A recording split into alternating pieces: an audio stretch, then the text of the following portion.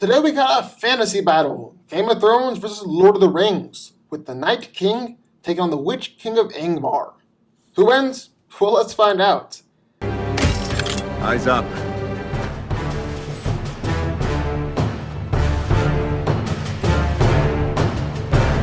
Stay sharp.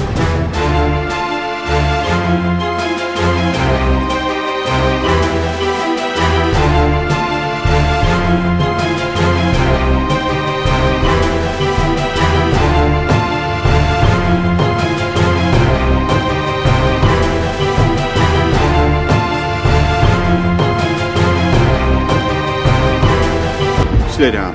Final warning. I could do this all day. The Night King is the master of the White Walkers, but actually the first of the White Walkers, having existed since the age of the First Men. So this is the supreme leader of the Army of the Dead. The Night King possesses a number of supernatural powers and abilities. No, it's not entirely clear how many of these powers are unique to him or if other White Walkers possess them as well. Like all White Walkers, the Night King is superhumanly strong. He was actually able to throw an ice javelin with so much force and power that he killed Viserion, with that throw possibly being over a mile long. He's also superhumanly durable, as when he fell off of Viserion, he fell hundreds of feet to the ground and yet suffered no harm.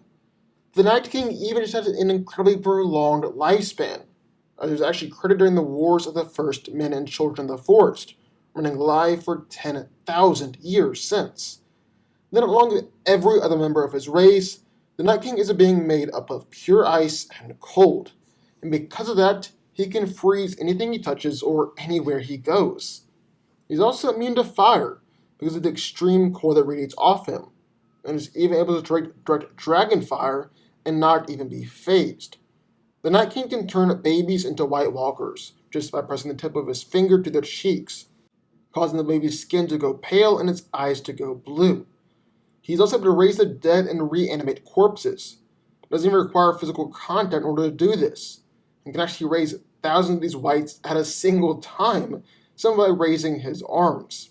The Night King is also able to manipulate the weather, causing massive blizzards from the Battle of Winterfell, and is actually able to manipulate the ground, creating fissures in the earth. He's able to mark someone, allowing him to know exactly where that person is, can sense when animals are being controlled, and actually uses the gift of green sight himself, same as Bran and Bloodraven. So we got in one corner the biggest bad in the Game of Thrones universe, the Night King. But, enter in the ring, try Lord of the Rings, the Witch King of Angmar.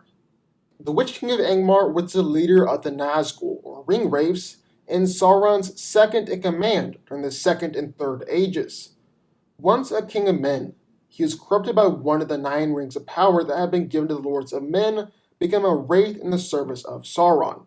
As a Nazgul, the Witch King has a wide array of powers and abilities, and actually more powerful in all ways than the other Nazguls, being given an added demonic force and being put in command by Sauron.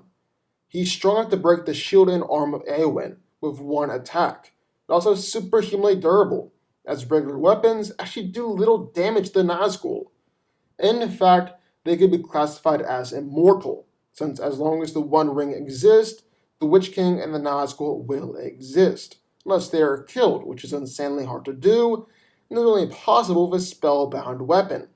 Since he is inhabitant of the Wraith world, the Witch King could become invisible, except for ring bearers, and is actually able to induce and manipulate fear, even causing the most well-trained and battle-hardened soldiers to become terrified and flee in their presence.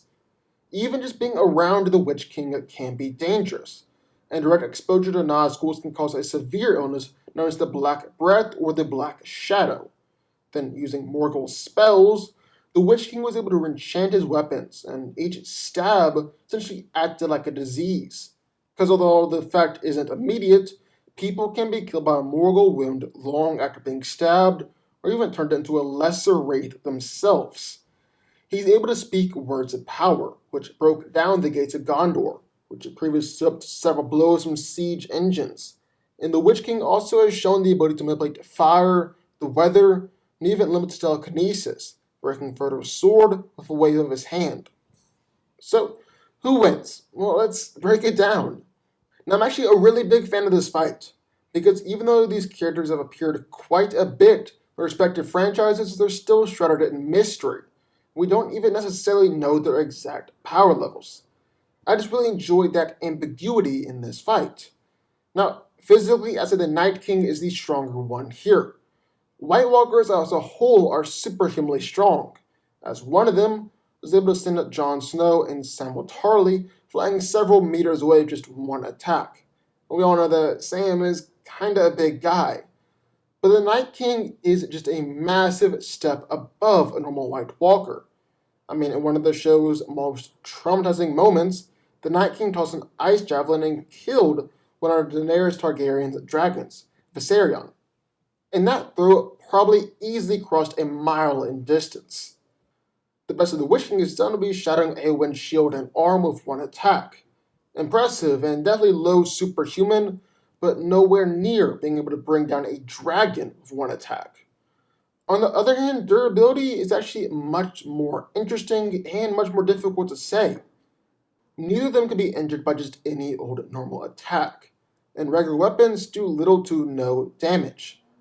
In fact, the Night King can only be killed by either Dragonglass or Valyrian steel, while the Witch King was only able to be killed by a spellbound blade, like when Merry stabbed the Witch King during the Battle of Pelennor Fields with a borrow blade, thus would be wound about with spells or the Bane of Mordor.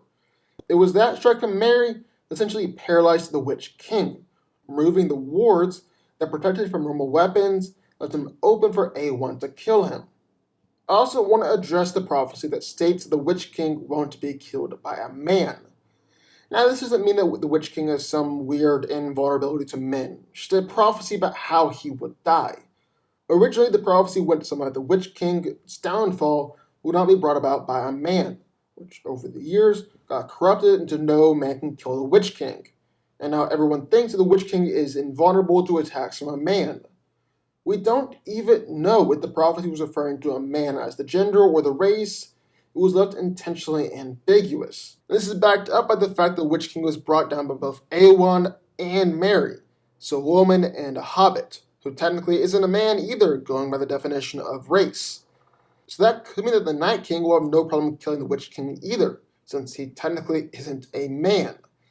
And yeah, I get that prophecies as a whole can be super confusing, because there's the whole question of if it's just truthful information about what will happen in the future, that the Witch King won't be killed by a man, or if the prophecy is literally changing reality when spoken in order for it to come true, making so the Witch King actually is immune and can't be killed by men.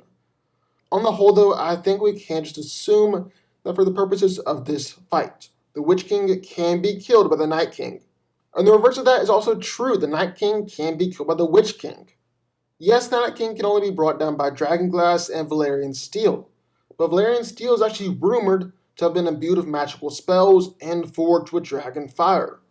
So being intrinsically magical in nature is actually a whole lot like the Witch King's weapons enhanced with Morgul spells. Basically, what I'm trying to say through all this is that both of these guys will be able to injure and kill the other. I'm not just talking about their physicality, their strength, and durability. What about their other abilities? Well, all White Walkers are able to shatter other blades literally upon contact, with it shattering it with their hands or their blades. Then again, like all other White Walkers, the Night King has the ability to manipulate weather and bring snow, wind, and freezing cold wherever he goes, even being able to cause massive blizzards during the Battle of Winterfell. But really, that is kinda where the Night King kinda takes a step backwards. And yes, he does have other abilities, like the ability to turn babies into White Walkers or raise the dead, sometimes 1,000 at a time, and transform them into whites to serve him under his control. But we're just keeping this to a one-on-one fight. So the Night King won't be able to call upon other White Walkers or whites to back him up, just like the Witch King will be able to call upon the other Nazgul. And that really limits the Night King here, because he just doesn't have as many magical abilities as the Witch King does. I mean, just like the Night King's able to shatter weapons, the Witch King has the exact same ability, as able to shatter blades, although that technically only happens when a blade literally pierces him. I would also argue that the Morgul blades will be immune to any weapon shattering coming from the Night King, just like Dragonglass and Valyrian steel, It is magic after all. Then while the Night King is able to manipulate the weather, the Witch King can do that as well, creating frost and thaw at will. But that's not all for the Witch King. He can manipulate fire, igniting his sword during his encounter with Gandalf the White at the gates of Gondor. Of course, that won't defeat the Night King, considering that he's actually immune to fire and has even stepped to dragon fire before. However, the Witch King can utter words of power, using that ancient language to break down the gates of Gondor. He's got telekinesis, pinning Frodo's tongue to his mouth and breaking his sword just a wave of his hand. And he even has the ability to induce and manipulate fear in others. Now, yes, the Night King is no ordinary man, and it's possible that he could be immune to this fear inducement. But at the same time, the White Walkers have shown emotion, shock, and possibly even fear before, like when Jon Snow's sword didn't shatter against the White Walker's blade. So it is possible the Witch King could induce fear in the Night King as well. Even just being around the Witch King is dangerous, as long exposure brings about the Black Breath, causing people to fall into a great sleep and eventually die. So, end of the day, who wins here? Well, I think in a solely physical fight, the Night King is coming out on top. He's much stronger and has the ability to kill the Witch King, considering that the Night King isn't technically a man.